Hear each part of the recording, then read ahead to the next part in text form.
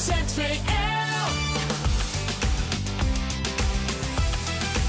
Omroep ZVL.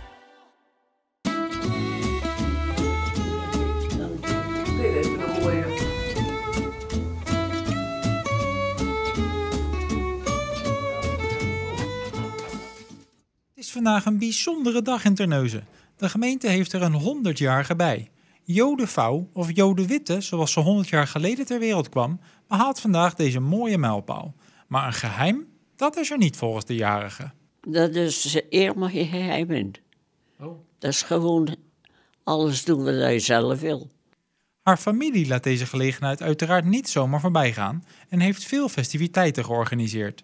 Toch vindt Jo het niet zo erg dat morgen het normale leven weer terugkeert.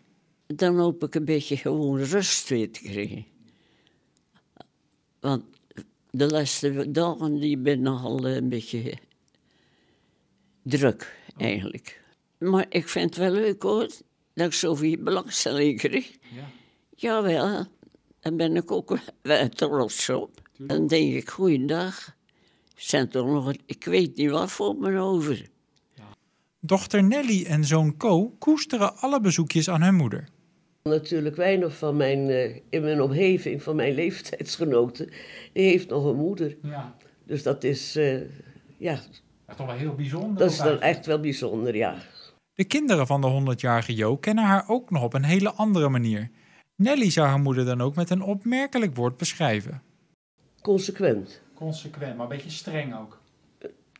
In mijn tijd wel. Hij is een paar jaar jonger en voor hem was het iets zachter, denk ik. Vandaag is er geen tijd voor een strenge moeder en is iedereen blij met het bijzondere jubileum voor de 100-jarige Jo. Dan denk ik s'avonds, dat heb ik tenminste toch ook nog meegemaakt. Hè? Ja. ZVL. Omroep ZVL.